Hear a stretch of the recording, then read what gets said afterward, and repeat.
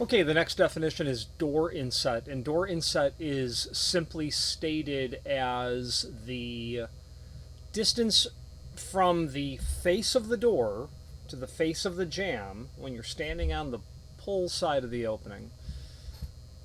To steal an electrical term, normally open or normally closed, what's the normal state of a door? It's normally closed. Otherwise, you don't need a door if the door is going to always stay open. So the purpose of the door is normally closed. So when we say the pull side, we're assuming the door is closed. I've had some people either inane or exceptionally pedantic or just interested in being argumentative, but they'll push the argument, well, if the door is open and I'm standing on the pull side of the door, okay, what's the normal state, the natural state of a door? It's closed. If the door is open, you wouldn't need a door. So, natural state of a door is closed. If you take your hand and touch the face of the door and slide that over to the face of the frame, any change in that plane is inset. Inset would be the door not standing proud of the face of the frame, but an inset that would be where the door was recessed into the rabbet of the frame. Now, I've seen doors that had no inset, meaning that they're flush, and that's really common. But what I was going to say was I've seen doors that stood proud of the face of the frame as well, for whatever that reason would be. And all of those conditions really matter. Inset is part of the definition of wide throw as well, to determine you have an application and you believe you need a wide throw hinge because you want to take the door to a dimension of open greater than 90, and you really have to take into account the material that you have to get out and around. And thinking of it in reverse, inset is a part of that formula because you end up needing to get out and around the frame. Inset can be 0. Inset can be a very small dimension, like 90 thousandths. Inset can be anything. The original state capitol building of the state of Iowa, which is in Iowa City, they've got about 18-inch thick walls. And there are pairs of 15 light, whatever they were, French doors. And these exceptionally thick walls were there because when the building was built, there wasn't structural steel. And they've got the weight of the entire building and the rotunda above it being carried by those really thick walls. So they installed these doors in the 19th century and took these 18-inch walls, whatever they were, and the doors are actually set right in the center of that 18-inch thick wall. And that's really neat because they were exceptionally wide hinges there, because those doors did need to come out and get around and go parallel to the face of the wall when they were open to 90 and then to 180. But the inset was exceptional. It was 7-inch, whatever it was. So it can be anything. But if you're dealing with stock hollow metal, it's probably about 90 thousandths. If you're dealing with residential wood, it's probably 0. If you're dealing with, but not necessarily 0. If you're dealing with aluminum storefront, it can be either flush or a very small amount, about 90 thousandths. If you're doing a custom project, inset's going to be what it ends up being. Inset also has an effect on hinges other than wide throw. It has an effect on hinges in the sense that you may need a raised barrel hinge as well, and I'll show that to you. There are applications where inset becomes an inset because not of the original design as much as something was added to the face of the frame, like a jamb extension. I always remember a client calling me needing raised barrel hinges, and he says, yeah, I'm building this house, and they set all 4 9/16 jambs for the exterior doors. And I said to him, well, that sounds like the interior size of wood frames. He's like, yep, they did that on all of them. The outside should have been 6 9/16, which is more common for exterior residential wood doors. And I says, well, what happened? He says, well, He sounded like a really agreeable person, like was not going to make a fuss unless he really, really had to. He said that the wood door salesman was rather apathetic, and residential door and window suppliers generally, by their own admission, do not worry about a 1/4 inch. These guys are not looking at a 1/16 of an inch. Like in the door business, in the commercial steel door hollow metal world, yeah, we're looking at every 1/16 of an inch, really, really, really looking at it. Those guys are not. They don't care, as in, that's a botheration. So the salesman was rather apathetic towards the client, and the guy's like, well, what do you want me to do? Order all new frames? You know, it'll take 12 weeks, he says to him. And this fella, being really nice and agreeable, asked what his option was, and says, well, I can send out jam extensions. And that's nothing other than pieces of wood slapped to the face of the frame. Well, what that ended up giving him was a bigger inset, or an inset where he may have had none to begin with. He would not be able to take the standard hinge and just apply it to the jam, because the barrel is in the way. It would have to be, you'd have to literally mortise or notch the jam for the barrel to sit so that the hinge would sit flush. And a raised barrel hinge is meant to contend with that. So this client had to purchase a whole mess of raised barrel hinges just to contend with that error on shipping the material. So inset can cause problems with hardware in the sense of, not problems, but inset impacts the entire opening, especially the hardware, and you have to be mindful of what that is. Also, you have to think about, if you have an exceptionally deep inset and you're going to have a door closer, you're going to have to really think about, will that closer get to the degree of opening you need, and the arms still work if you have an exceptionally deep inset. I don't know what that cutoff is, but everything impacts everything else. So let's switch to the screen view and let's take a closer look at the supporting information and some additional content. If you are enjoying this video, please click thumbs up or like, and also please consider subscribing to our channel. Let's move on to the rest of the video.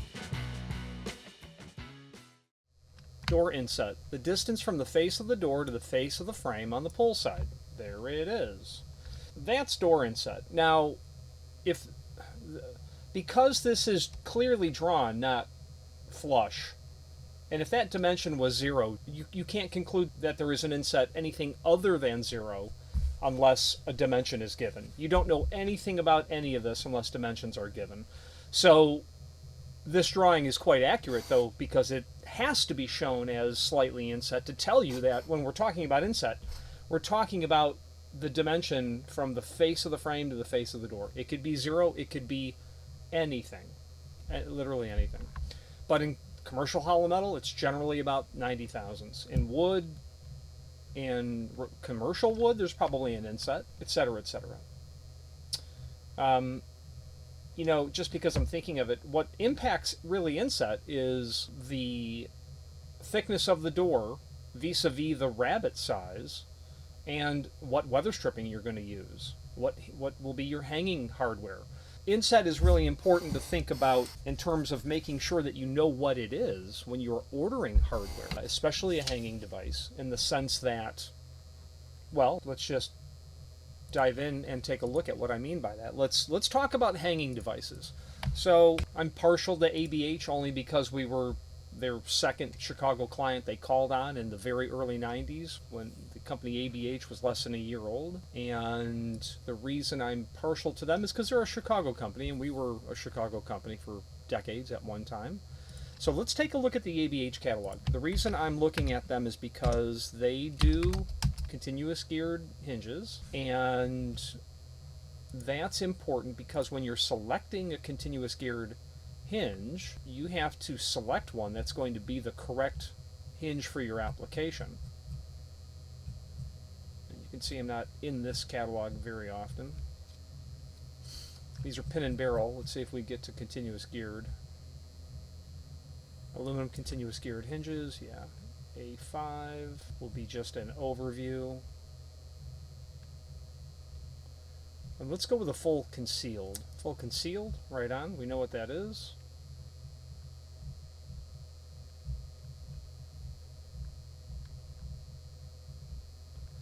Accessories and whatnots for these hinges, and just wanting to get to our doodad. Okay. So the A110 hinge by ABH has these shoulders here. Okay. You can see how important it is if your door and frame combination are based on there being an inset or if there's not an inset. What I mean by that is if you were to take a door and frame combination that's meant to have an inset and use a no inset hinge, as the 110 is, no door inset, right here, sorry.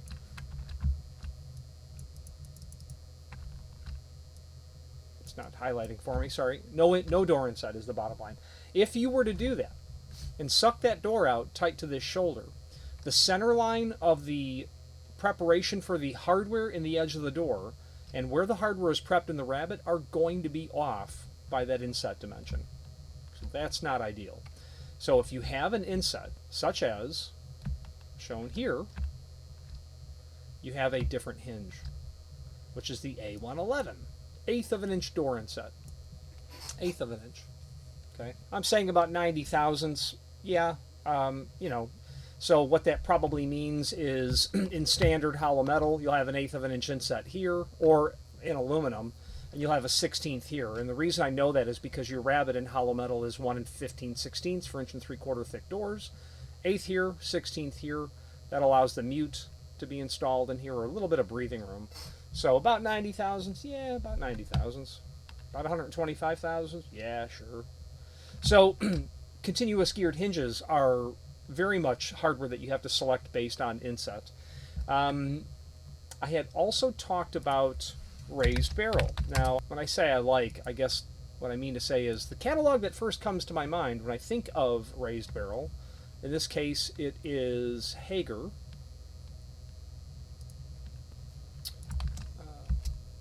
PBB is also a very good catalog for these applications as well. Raised barrel. This is what a raised barrel hinge looks like. And literally what's happening here is the way that the hinge leaf is bent, it's bent in this fashion to move the vertical axis of pivoting over from where it would be here over. And that is literally to account for a condition where you don't have a relief here, or the inset is so great that the hinge would otherwise have to lay flat onto the jamb. If I were to attempt to just quickly illustrate this, and just to draw some geometric blocks here.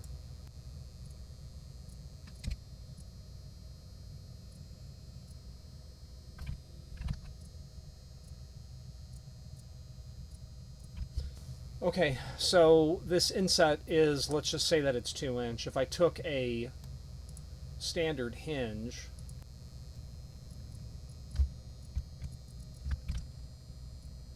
and mortised it, what I'm driving at is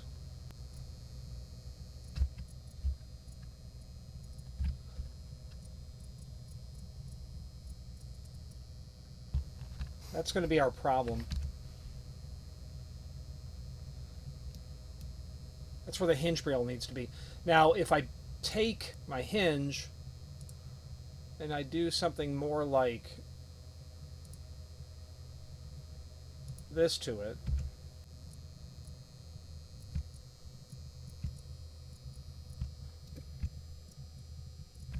there's my raised barrel hinge, basically. That's what solves that problem. Okay, so inset impacts your hardware, obviously, and that's what I'm thinking about when I think of Hager. Okay. Then the next hinge condition I wanted to talk about is wide throw, and the catalog I think about first when it comes to wide throw is the Stanley catalog. Let's take a look at the Stanley catalog. Yeah. Stanley catalog that I refer to as an old one, well, at least it's old in today. It's 2024 and I'm looking at a 2010 catalog, but the principle doesn't change of wide throw. So inset is really important when it comes to determining how wide of a hinge that you're going to end up needing. And we very often have clients that, I mean, Wide throw is really important to understand how Inset plays a role in it, and wide throw is really important to know just in general. I have seen all kinds of cool stuff. Customers call and they say, "Boy, this is what I need to do," and they've got a frame. This is a wall. This wall is about 9-inch thick, and they got a pair of doors. And and what they want to do is they want to swing them out this way, so that hinge needs to be extremely epic. That gets in there. It doesn't really need to be epic, but in this case, it needs to be a combination of wide throw and raised barrel, because if you did a wide throw hinge that got you all the way out to here, well, that door is going to stand way, way, way out here. So neat installations like that. Another one that was super cool in Manhattan, and I saw this maybe 10 years ago, and then 2 years ago when I was there again, I walked Manhattan trying to find these doors again. Well, what these cool cats did was, if you've been to Manhattan, you know every square inch has to pay tax. Every square inch is really important. And what these cool dudes did was, I should just use AutoCAD for this, right? Here are the doors in the closed position. Here are the doors in the open position. So they took this door and they stacked it this way. Took these two and stacked it this way. Took these two and stacked it this way. Yeah, you better believe you're doing all the math to make sure that you're stacking everything. That you're getting everything stacked the way that you need it. Because by the time you get out here, you've got to be thinking about, what do these two doors look like?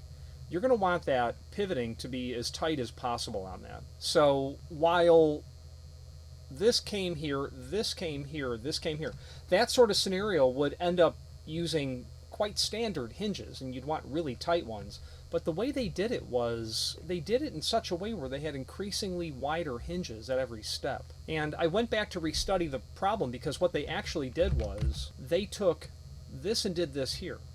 They took all of that and did that there, and took all of that and did that there. And by the time you got out here, it was really epic. So this becomes this, becomes this.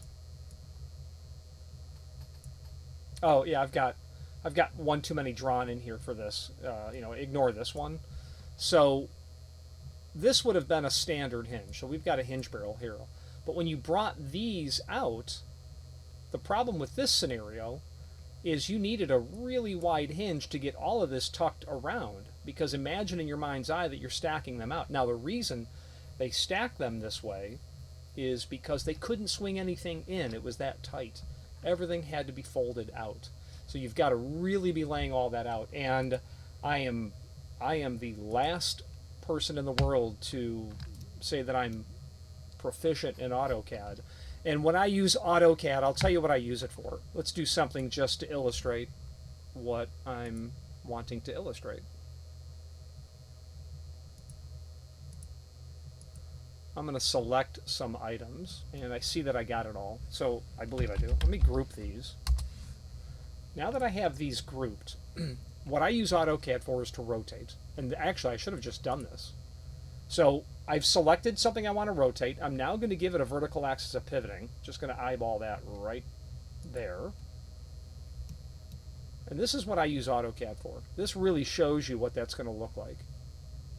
This is really helpful when you're dealing with, oh, you know what's fun about this? Customer might say, well, what's my maximum degree of opening? Well, you can achieve that. You can figure out what that is. Place that where it has to go. Figure out what that angle is. What we could do is do this.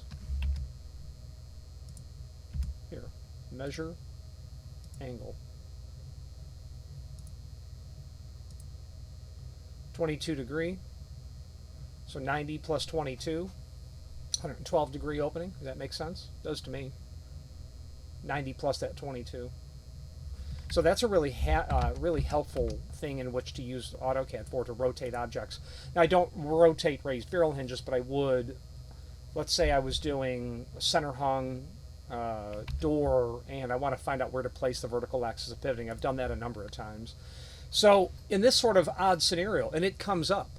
And if you're a door supplier, yeah, I would think you want to gravitate towards concepts like this, because otherwise your job gets boring quickly, just selling hinges all day long. So really needing to lay all this out, what would it have to be? What would the dimension of every hinge have to be? And since we're speaking of, and these doors were maybe 2 foot wide, the entire opening, or actually they may have been like 2'3", really big. You have to really think that through. Now the formula for wide throw, we'll get to that in a moment, but this drawing gives you the key terms of what you need to think about. You need to think about door thickness and hinge backset. You need to think about inset and clearance. So if you just take a snapshot of this in your mind's eye, let's go to page 7 and we'll run the formula.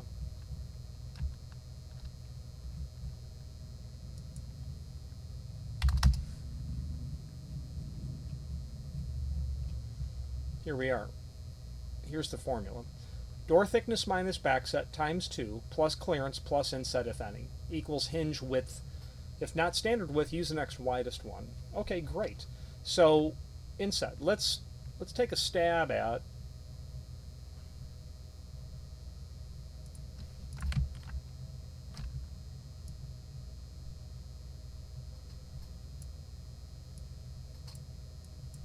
let's say the inset is 0 or 1/8 of an inch. Let's just call it 1/8 of an inch. Door thickness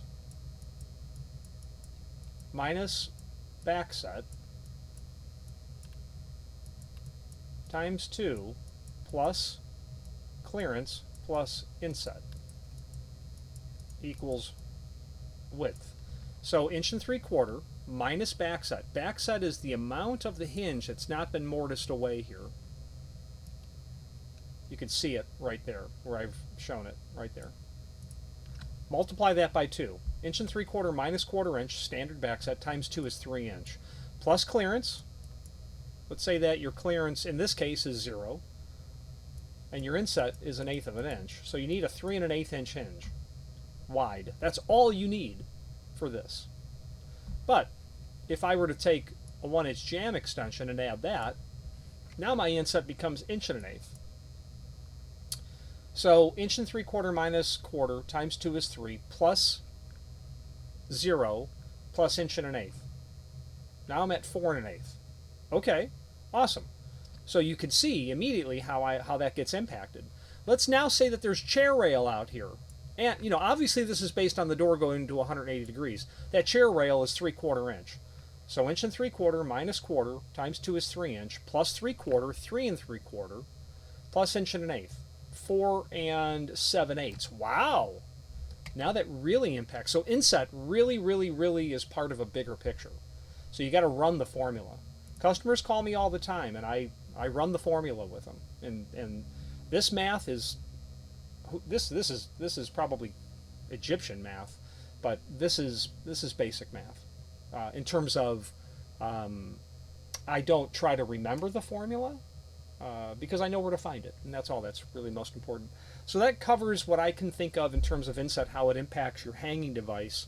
But there's a couple of others that I'd like to look at as well, a bit more exotic, so let's do that now. If you've not hit subscribe yet, we would very much appreciate if you did, and hopefully you're enjoying this video. Now, let's get back to it. Let's take a look at some other special use cases on hinges. Here's a job where inset, or in this instance, quite the opposite, impacts your hanging device as well. What was the client needing to do here? This client was wanting to do wide throw hinges. And, well, what did they say? Okay, what the client actually wanted to do was 4-inch and 5-inch hinges by Bomber. And what he wanted to do was use a 5-inch leaf and he wanted to use half of a here's what he wanted. He wanted to take a 4x5, a 4-inch tall and 5-inch wide hinge, and use half of that leaf for the frame, for the jamb. He then wanted to take 4x4 standard hinges and mix those leaves together. Well, that will not work. And the reason it won't work, and I remember the time that I asked Bomber if it would work, and they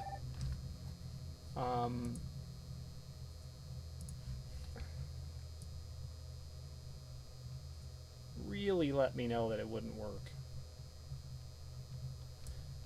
And it's because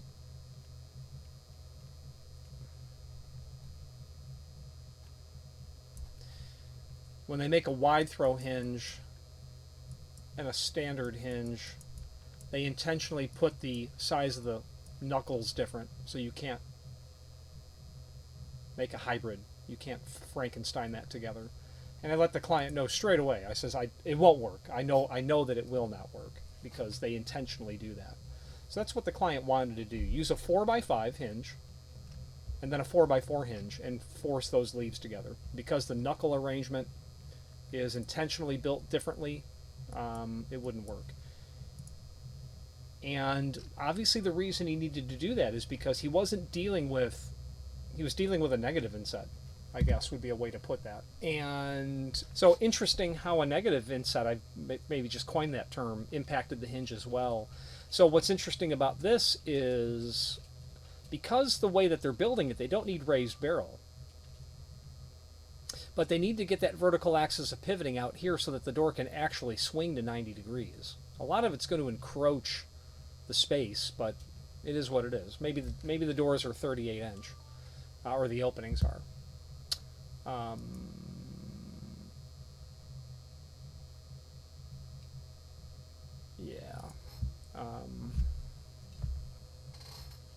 And a wide throw hinge wouldn't work.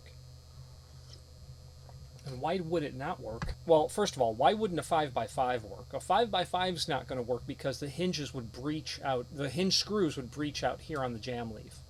They'd be okay on the door leaf, most likely, but they would breach out here, so that doesn't work. Custom hole locations, that's not going to happen. Ordering them blank and drilling and countersinking your own, that's not realistic. And the client was most insistent that the hinge leaf sit underneath the stop. I don't know why, but they were most insistent on it.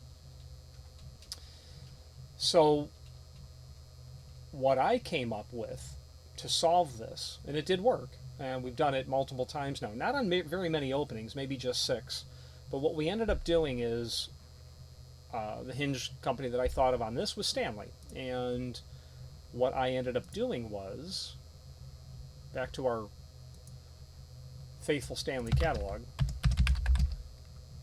I fired up the FBB 179 catalog cut sheet, and that is just their garden variety steel-based standard weight 5 knuckle, the whole 9 yards. Here it is. Now what's important about this is these hinges were 5 inch tall. That is just simply what we were going to need to get us the combination of leaf width. And what I mean by that is I knew that I was going to need a 4 inch wide leaf. And I knew that I was going to need a 4 inch wide. I meant to say 2 inch wide. So as if it was a 4 inch wide hinge. I knew that I would need a 2.5 inch leaf as if it was a 5 inch wide hinge. So Stanley makes 5x4s and 5x5s. You can take what would be the 2 inch wide leaf of a 5x4 and swap it onto this 5x5. So you buy one of this hinge and one of this hinge, and you'll have 2 hinges that are unequal leaf widths, and that worked perfectly for the client. He was able to accomplish that 2 inch dimension from here to here, and a 2.5 inch dimension from here to here. And I'm missing dimensions here. I don't know what this negative inset is. I don't know how far down he wanted that leaf to broach in, but we knew that it would work because he was called. Well, the client knows what they're doing, so they knew that a 5 inch wide overall would work, but needed that shorter leaf for the door because of what they were doing on the jamb.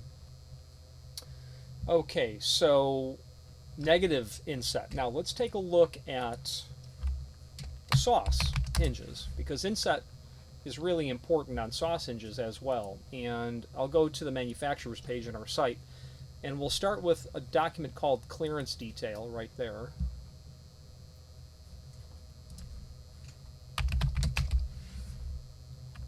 Now, this is really important because you can study this, and you may never have seen this document before, but you can study how a sauce hinge will articulate through its opening, depending on what you're doing. So this is a column, this is a column, this is a column, this is a column. So in a flush application, you can get your door to 180 degrees, no problem at all. You start to mess around with inset, like here. Imagine that this is inset, you're going to have trouble. And that's because sauce gets so dreadfully close on that corner, and it's because of how the hinge, the center, the vertical axis of pivoting, moves through that opening in an ellipse. That's what makes it difficult.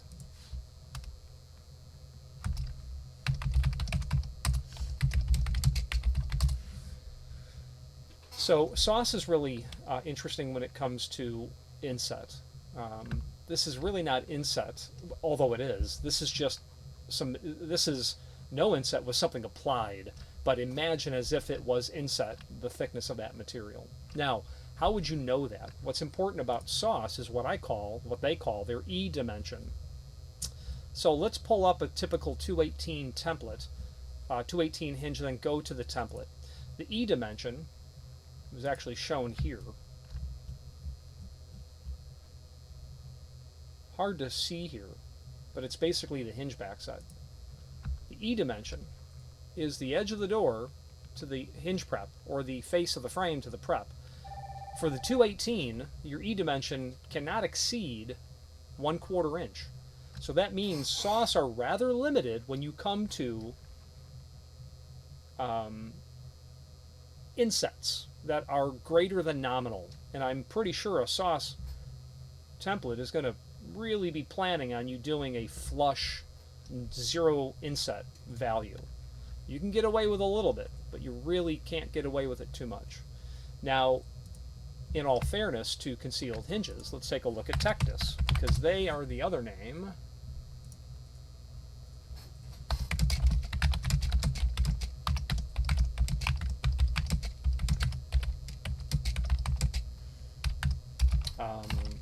Tectus has a hinge that will account for an inset type application. And let's take a look at their catalog.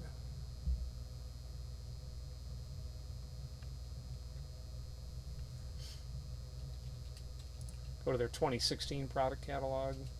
And I'll have to scroll through here, and I'll pause the video while I do that, because I don't remember what page this hinge is on. Okay, a typical Tectus hinge is going to be not unlike sauce, in the sense that you've got to have an E dimension. Forgive me, this document's a little sticky. You've got to have an E dimension. We're calling it out here as 5 millimeter. So 1/5 of an inch, 1/5 of an inch, 0.2, so 3/16. They do have this other hinge here.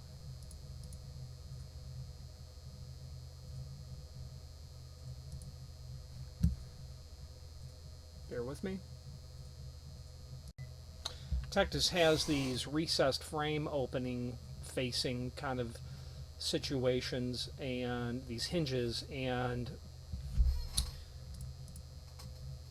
I don't see this being really any different than having a really large inset.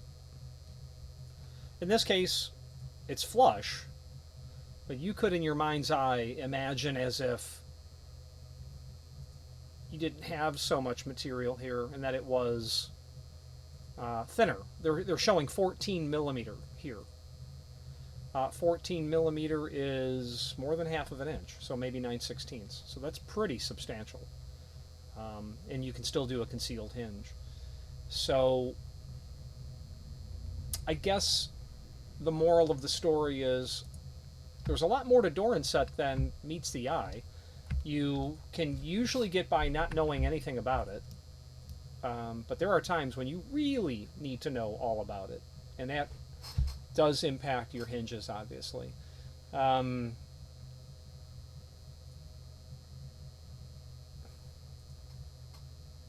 So I can't think of anything else to add about hinge inset, so we will move on to door light. Door light, the provision for glazing material in a door. Let's talk about that. Thank you for watching, and if you've enjoyed this video, please click thumbs up, please subscribe, and maybe even send the video to someone that you know. Thank you.